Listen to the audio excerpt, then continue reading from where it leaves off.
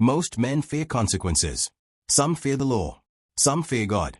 The man you are about to meet fears nothing at all. He does not hesitate. He does not doubt. And he does not believe in mercy. To him, destruction is not an act of violence. It is a matter of precisely. On. When Mr. Verloc needed someone to do what he could not, this was the only man who would stand. Most of the 30 or so little tables covered by red cloths with a white design stood ranged at right angles to the deep brown wainscoting of the underground hall. Bronze chandeliers with many globes depended from the low, slightly vaulted ceiling, and the fresco paintings ran flat and dull all round the walls without windows, representing scenes of the chase and of outdoor revelry in medieval costumes. Varlets in green jerkins brandished hunting knives and raised on high tankards of foaming beer. "Unless I am very much mistaken, you are the man who would know the inside of this confounded affair," said the robust Ossipon, leaning over, his elbows far out on the table and his feet tucked back completely under his chair. His eyes stared with wild eagerness. An upright semi-grand piano near the door, flanked by 2 palms and pots, executed suddenly all by itself a valse tune with aggressive virtuosity. The din it raised was deafening. When it ceased, as abruptly as it had started, the bespectacled, dingy little man who faced Ossipon behind a heavy glass mug full of beer emitted calmly what had the sound of a general proposition. "In principle, what one of us may or may not know as to any given fact can't be a matter for inquiry to the others." "Certainly not," Comrade Ossipon agreed in a quiet undertone. "In principle." With his big florid face held between his hands he continued to stare hard, while the dingy little man in spectacles coolly took a drink of beer and stood the glass mug back on the table. His flat, large ears departed widely from the sides of his skull, which looked frail enough for Ossipon to crush between thumb and forefinger. The dome of the forehead seemed to rest on the rim of the spectacles. The flat cheeks, of a greasy, unhealthy complexion, were merely smudged by the miserable poverty of a thin dark whisker. The lamentable inferiority of the whole physique was made ludicrous by the supremely self-confident bearing of the individual. His speech was curt, and he had a particularly impressive manner of keeping silent. Ossipon spoke again from between his hands in a mutter. "Have you been out much today?" "No. I stayed in bed all the morning," answered the other. "Why?"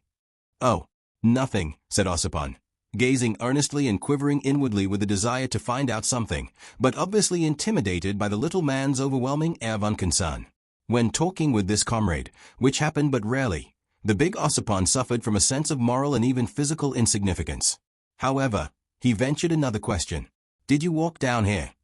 "No, omnibus," the little man answered readily enough. He lived far away in Islington, in a small house down a shabby street, littered with straw and dirty paper, where out of school hours a troop of assorted children ran and squabbled with a shrill, joyless, rowdy clamor. His single back room, remarkable for having an extremely large cupboard, he rented furnished from 2 elderly spinsters, dressmakers in a humble way with a clientele of servant girls mostly. He had a heavy padlock put on the cupboard, but otherwise he was a model lodger, giving no trouble, and requiring practically no attendance. His oddities were that he insisted on being present when his room was being swept, and that when he went out he locked his door and took the key away with him. Ossipon had a vision of these round black-rimmed spectacles progressing along the streets on the top of an omnibus, their self-confident glitter falling here and there on the walls of houses or lowered upon the heads of the unconscious stream of people on the pavements. The ghost of a sickly smile altered the set of Ossipon's thick lips at the thought of the walls nodding, of people running for life at the sight of those spectacles. If they had only known. "What a panic," he murmured interrogatively. "Been sitting long here?" "An hour or more," answered the other negligently, and took a pull at the dark beer. All his movements, the way he grasped the mug, the act of drinking, the way he set the heavy glass down and folded his arms, had a firmness, an assured precision which made the big and muscular Ossipon, leaning forward with staring eyes and protruding lips, look the picture of eager indecision. "An hour," he said. "Then it may be you haven't heard yet the news I've heard just now, in the street. Have you?" The little man shook his head negatively the least bit. But as he gave no indication of curiosity, Ossipon ventured to add that he had heard it just outside the place. A newspaper boy had yelled the thing under his very nose, and not being prepared for anything of that sort, he was very much startled and upset. He had to come in there with a dry mouth. "I never thought of finding you here," he added, murmuring steadily, with his elbows planted on the table. "I come here sometimes," said the other, preserving his provoking coolness of demeanor. "It's wonderful that you of all people should have heard nothing of it," the big Ossipon continued. His eyelids snapped nervously upon the shining eyes. "You of all people," he repeated tentatively.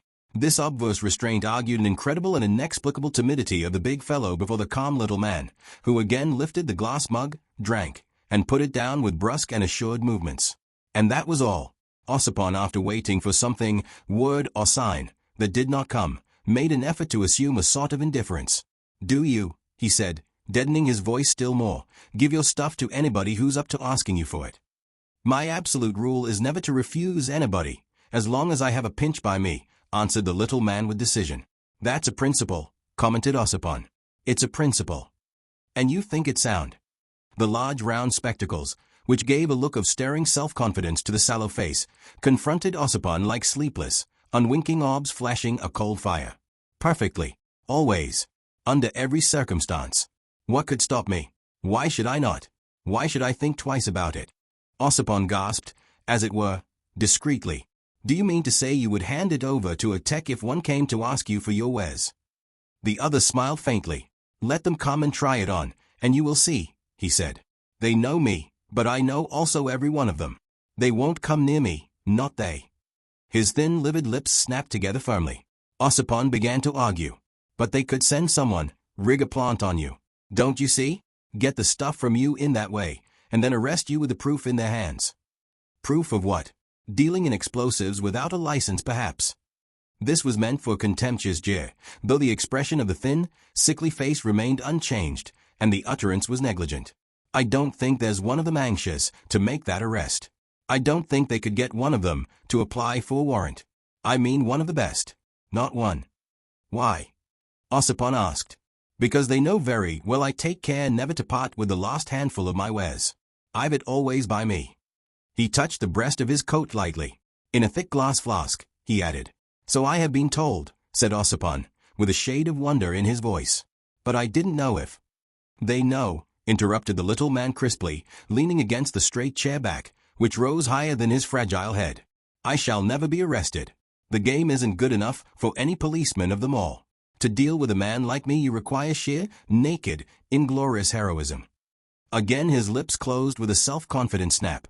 Ossipon repressed a movement of impatience. "Or recklessness, or simply ignorance," he retorted.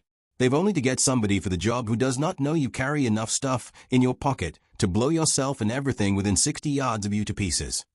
"I never affirmed I could not be eliminated," rejoined the other. "But that wouldn't be an arrest. Moreover, it's not so easy as it looks." "Bah!" Ossipon contradicted. "Don't be too sure of that. What's to prevent half a dozen of them jumping upon you from behind in the street? With your arms pinned to your sides you could do nothing, could you?" "Yes, I could. I am seldom out in the streets after dark," said the little man impassively, "and never very late. I walk always with my right hand closed round the indurable ball, which I have in my trouser pocket. The pressing of this ball actuates a detonator inside the flask I carry in my pocket. It's the principle of the pneumatic instantaneous shutter for a camera lens. The tube leads up." With a swift disclosing gesture he gave Ossipon a glimpse of an indurable tube, resembling a slender brown worm, issuing from the armhole of his waistcoat and plunging into the inner breast pocket of his jacket. His clothes, of a nondescript brown mixture, were threadbare and marked with stains, dusty in the folds, with ragged buttonholes. "The detonator is partly mechanical, partly chemical," he explained, with casual condescension. "It is instantaneous, of course," murmured Ossipon, with a slight shudder. "Far from it," confessed the other, with a reluctance which seemed to twist his mouth dolorously. "A full 20 seconds must elapse from the moment I press the ball till the explosion takes place." "Phew," whistled Ossipon, completely appalled. 20 seconds. Horrors. You mean to say that you could face that? I should go crazy." "Wouldn't matter if you did. Of course, it's the weak point of this special system, which is only for my own use. The worst is that the manner of exploding is always the weak point with us. I am trying to invent a detonator that would adjust itself to all conditions of action, and even to unexpected changes of conditions. A variable and yet perfectly precise mechanism. A really intelligent detonator." 20 seconds, muttered Ossipon again. "Off. And then—" With a slight turn of the head the glitter of the spectacles seemed to gauge the size of the beer saloon in the basement of the renowned Silenus restaurant. "Nobody in this room could hope to escape," was the verdict of that survey. "Nor yet this couple going up the stairs now." The piano at the foot of the staircase clanged through a mazurka with brazen impetuosity, as though a vulgar and impudent ghost were showing off. The keys sank and rose mysteriously. Then all became still. For a moment Ossipon imagined the overlighted place changed into a dreadful black hole belching horrible fumes choked with ghastly rubbish of smashed brickwork and mutilated corpses. He had such a distinct perception of ruin and death that he shuddered again. The other observed, with an air of calm sufficiency. In the last instance it is character alone that makes for one's safety. There are very few people in the world whose character is as well established as mine. I wonder how you managed it, growled Ossipon. Force of personality, said the other, without raising his voice, and coming from the mouth of that obviously miserable organism the assertion caused the robust Ossipon to bite his lower lip. Force of personality, he repeated, with ostentatious calm. I have the means to make myself deadly, but that by itself, you understand, is absolutely nothing in the way of protection. What is effective is the belief those people have in my will to use the means. That's their impression. It is absolute. Therefore I am deadly. There are individuals of character amongst that lot too, muttered Ossipon ominously. Possibly. But it is a matter of degree obviously, since, for instance, I am not impressed by them. Therefore they are inferior. They cannot be otherwise. Their character is built upon conventional morality. It leans on the social order. Mine stands free from everything artificial. They are bound in all sorts of conventions. They depend on life, which, in this connection, is a historical fact surrounded by all sorts of restraints and considerations, a complex organized fact open to attack at every point, whereas I depend on death, which knows no restraint and cannot be attacked. My superiority is evident. This is a transcendental way of putting it, said Ossipon, watching the cold glitter of the round spectacles. I've heard Carl Jung say much the same thing not very long ago. Carl Jung, mumbled the other contemptuously, the delegate of the International Red Committee, has been a posturing shadow all his life. There are 3 of you delegates, aren't there? I won't define the other 2, as you are one of them. But what you say means nothing. You are the worthy delegates for revolutionary propaganda. But the trouble is not only that you are as unable to think independently as any respectable grocer or journalist of them all, but that you have no character whatever. Ossipon could not restrain a start of indignation.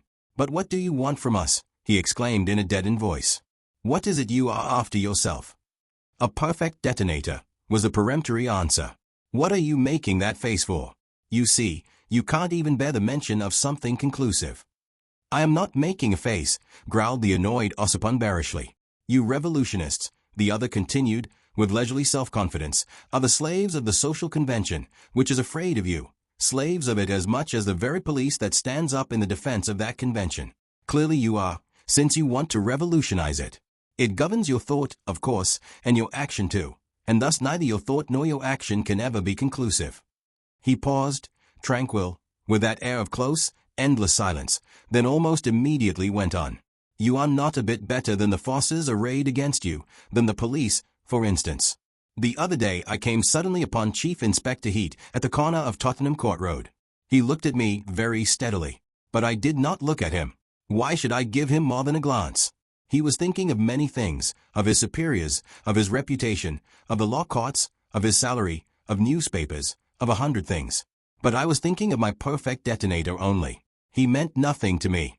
He was as insignificant as, I can't call to mind anything insignificant enough to compare him with, except Carl Jung perhaps. Like to like. The terrorist and the policeman both come from the same basket.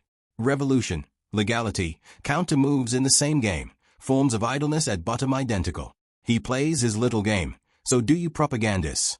But I don't play, I work 14 hours a day, and go hungry sometimes.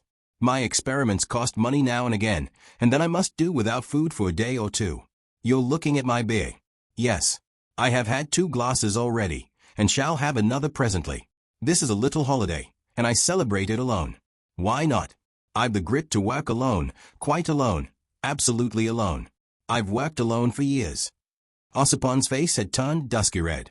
At the perfect detonator, he sneered, very low. Yes, retorted the other. It is a good definition. You couldn't find anything half so precise to define the nature of your activity, with all your committees and delegations. It is I who am the true propagandist.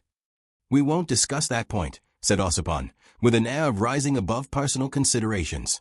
I am afraid I'll have to spoil your holiday for you, though. There's a man blown up in Greenwich Park this morning. How do you know?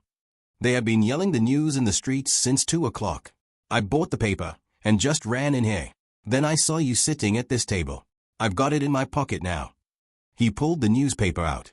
It was a good-sized rosy sheet, as if flushed by the warmth of its own convictions, which were optimistic. He scanned the pages rapidly. Ah, here it is. Bomb in Greenwich Park. There isn't much so far. 11:30. Foggy morning. Effects of explosion felt as far as Rumney Road in Park Place. Enormous hole in the ground under a tree filled with smashed roots and broken branches. All round fragments of a man's body blown to pieces. That's all. The rest's mere newspaper gup. No doubt a wicked attempt to blow up the observatory, they say. That's hardly credible. He looked at the paper for a while longer in silence, then passed it to the other, who after gazing abstractedly at the print laid it down without comment. It was Ossipon who spoke first, still resentful. The fragments of only one man, you note. Ergo, blew himself up. That spoils your day off for you, don't it? Were you expecting that sort of move? I hadn't the slightest idea, not the ghost of a notion of anything of the sort being planned to come off here, in this country. Under the present circumstances it's nothing short of criminal. The little man lifted his thin black eyebrows with dispassionate scorn. Criminal? What is that? What is crime? What can be the meaning of such an assertion? How am I to express myself? One must use the current words, said Ossipon impatiently. The meaning of this assertion is that this business may affect our position very adversely in this country. Isn't that crime enough for you? I am convinced you have been giving away some of your stuff lately. Ossipon stared hard. The other, without flinching, lowered and raised his head slowly. You have, burst out the editor of the FP leaflets in an intense whisper. No. And are you really handing it over at large like this, for the asking, to the first fool that comes along? Just so. The condemned social order has not been built up on paper and ink, and I don't fancy that a combination of paper and ink will ever put an end to it, whatever you may think. Yes, I would give the stuff with both hands to every man, woman, or fool that likes to come along. I know what you are thinking about. But I am not taking my cue from the Red Committee. I would see you all hounded out of here, or arrested, or beheaded for that matter, without turning a hair. What happens to us as individuals is not of the least consequence. He spoke carelessly, without heat, almost without feeling, and Ossipon, secretly much affected, tried to copy this detachment. If the police here knew their business, they would shoot you full of holes with revolvers, or else try to sandbag you from behind in broad daylight. The little man seemed already to have considered that point of view in his dispassionate, self-confident manner. Yes, he assented with the utmost readiness. But for that they would have to face their own institutions. Do you see? That requires uncommon grit. Grit of a special kind. Ossipon blinked. I fancy that's exactly what would happen to you if you were to set up your laboratory in the States. They don't stand on ceremony with their institutions there. I am not likely to go and see. Otherwise your remark is just, admitted the other. They have more character over there, and their character is essentially anarchistic. Fertile ground for us, the States, very good ground. The great republic has the root of the destructive matter, in her. The collective temperament is lawless. Excellent. They may shoot us down, but... You are too transcendental for me, growled Ossipon, with moody concern. Logical, protested the other. There are several kinds of logic. This is the enlightened kind. America is all right. It is this country that is dangerous, with her idealistic conception of legality. The social spirit of this people is wrapped up in scrupulous prejudices, and that is fatal to our work. You talk of England being our only refuge. So much the worse. Capua. What do we want with refuges? Here you talk, print, plot, and do nothing. I dare say it's very convenient for such Carl Yunts. He shrugged his shoulders slightly, then added with the same leisurely assurance, to break up the superstition and worship of legality should be our aim. Nothing would please me more than to see Inspector Heat and his likes take to shooting us down in broad daylight with the approval of the public. Half our battle would be won then. The disintegration of the old morality would have set in its very temple. That is what you ought to aim at. But you revolutionists will never understand that. You plan the future, you lose yourselves in reveries of economical systems derived from what is, whereas what's wanted is a clean sweep and a clear start for a new conception of life. That sort of future will take care of itself if you will only make room for it. Therefore I would shovel my stuff in heaps at the corners of the streets if I had enough for that, and as I haven't, I do my best by perfecting a really dependable detonator. Ossipon, who had been mentally swimming in deep waters, seized upon the last word as if it were a saving plank. Yes. Your detonators. I shouldn't wonder if it weren't one of your detonators that made a clean sweep of the man in the park. A shade of vexation darkened the determined sallow face confronting Ossipon. My difficulty consists precisely in experimenting practically with the various kinds. They must be tried after all. Besides, Ossipon interrupted. Who could that fellow be? I assure you that we in London had no knowledge. Couldn't you describe the person you gave the stuff to? The other turned his spectacles upon Ossipon like a pair of searchlights. Describe him, he repeated slowly. I don't think there can be the slightest objection now. I will describe him to you in one word, Verloc. Ossipon, whom curiosity had lifted a few inches off his seat, dropped back, as if hit in the face. Verloc. Impossible. The self-possessed little man nodded slightly once. Yes. Here's the person. You can't say that in this case I was giving my stuff to the first fool that came along. He was a prominent member of the group as far as I understand. Yes, said Ossipon. Prominent. No, not exactly. He was a center for general intelligence, and usually received comrades coming over here. More useful than important. Man of no ideas. Years ago he used to speak at meetings, in France, I believe. Not very well, though. He was trusted by such men as Latour, Mosa, and all that old lot. The only talent he showed really was his ability to elude the attentions of the police somehow. Here, for instance, he did not seem to be looked after very closely. He was regularly married, you know. I suppose it's with her money that he started that shop. Seemed to make it pay, too. Ossipon paused abruptly, muttered to himself, I wonder what that woman will do now, and fell into thought. The other waited with ostentatious indifference. His parentage was obscure, and he was generally known only by his nickname of Professor. His title to that designation consisted in his having been once assistant demonstrator in chemistry at some technical institute. He quarreled with the authorities upon a question of unfair treatment. Afterwards he obtained a post in the laboratory of a manufactory of dyes. There too he had been treated with revolting injustice. His struggles, his privations, his hard work to raise himself in the social scale, had filled him with such an exalted conviction of his merits that it was extremely difficult for the world to treat him with justice, the standard of that notion depending so much upon the patience of the individual. The professor had genius, but lacked the great social virtue of resignation. Intellectually a nonentity, Ossipon pronounced aloud, abandoning suddenly the inward contemplation of Mrs. Verloc's bereaved person and business. Quite an ordinary personality. You are wrong in not keeping more in touch with the comrades, Professor, he added in a reproving tone. Did he say anything to you, give you some idea of his intentions? I hadn't seen him for a month. It seems impossible that he should be gone. He told me it was going to be a demonstration against a building, said the professor. I had to know that much to prepare the missile. I pointed out to him that I had hardly a sufficient quantity for a completely destructive result, but he pressed me very earnestly to do my best. As he wanted something that could be carried openly in the hand, I proposed to make use of an old 1-gallon copal varnish I happened to have by me. He was pleased at the idea. It gave me some trouble, because I had to cut out the bottom first and solder it on again afterwards. When prepared for use, the can enclosed a wide-mouthed, well-corked jar of thick glass packed around with some wet clay and containing 16 ounces of X2 green powder. The detonator was connected with the screw top of the can. It was ingenious, a combination of time and shock. I explained the system to him. It was a thin tube of tin enclosing a. Ossipon's attention had wandered. What do you think has happened? He interrupted. Can't tell. Screwed the top on tight, which would make the connection, and then forgot the time. It was set for 20 minutes. On the other hand, the time contact being made, a sharp shock would bring about the explosion at once. He either ran the time too close, or simply let the thing fall. The contact was made all right, that's clear to me at any rate. The systems worked perfectly. And yet you would think that a common fool in a hurry would be much more likely to forget to make the contact altogether. I was worrying myself about that sort of failure mostly. But there are more kinds of fools than one can guard against. You can't expect a detonator to be absolutely foolproof. He beckoned to a waiter. Ossipon sat rigid, with the abstracted gaze of mental travail. After the man had gone away with the money he roused himself, with an air of profound dissatisfaction. It's extremely unpleasant for me, he mused. Carl has been in bed with bronchitis for a week. There's an even chance that he will never get up again. Michaelis is luxuriating in the country somewhere.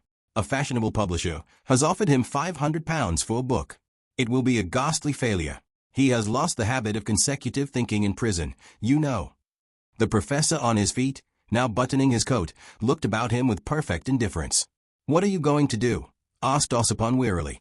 He dreaded the blame of the Central Red Committee, a body which had no permanent place of abode, and of whose membership he was not exactly informed.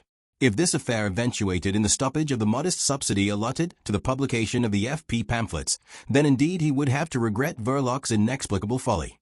Solidarity with the extremist form of action is one thing, and silly recklessness is another, he said, with a sort of moody brutality.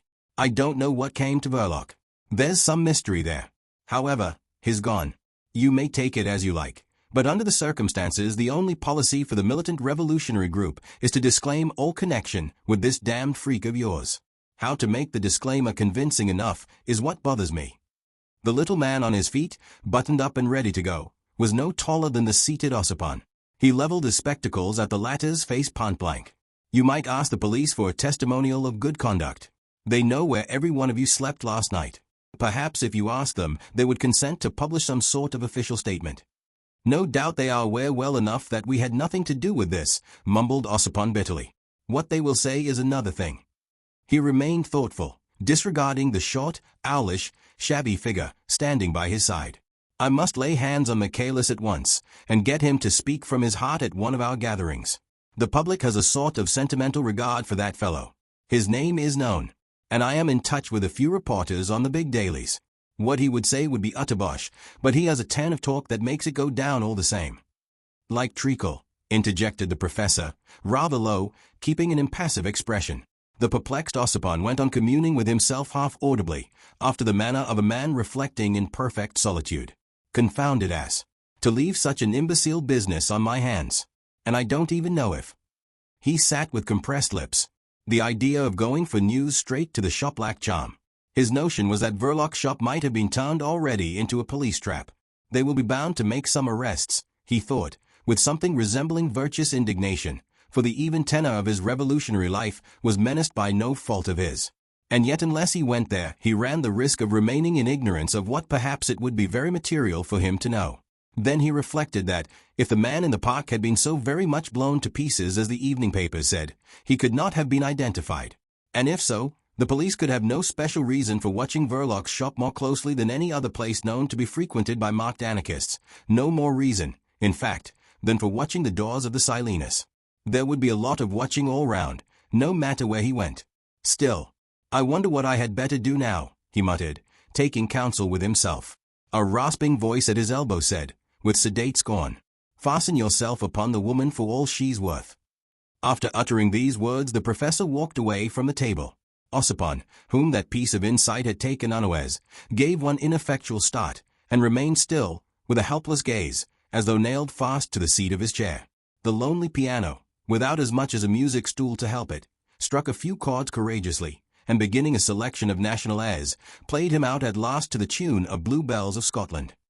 The painfully detached notes grew faint behind his back while he went slowly upstairs, across the hall, and into the street. In front of the great doorway a dismal row of newspaper sellers, standing clear of the pavement, dealt out their wares from the gutter. It was a raw, gloomy day of the early spring, and the grimy sky, the mud of the streets, the rags of the dirty men, harmonized excellently with the eruption of the damp, rubbishy sheets of paper soiled with printer's ink. The posters, maculated with filth, garnished like tapestry the sweep of the curbstone. The trade in afternoon papers was brisk, yet, in comparison with the swift, constant march of foot traffic, the effect was of indifference, of a disregarded distribution. Ossipon looked hurriedly both ways before stepping out into the cross-currents, but the professor was already out of sight. Mr. Verloc had hoped for assistance. What he found was certainty. The man he had sought did not ask for reasons, did not question the outcome, and did not care who might be destroyed in the process. For the first time, Mr. Verloc understood the full weight of his position. He had not solved his problem. He had simply passed it to someone who would not hesitate to finish it. And once such a man is set in motion, there is no way to call him B.A.C.K. In the next episode, the consequences begin to take shape, and they will not wait for permission.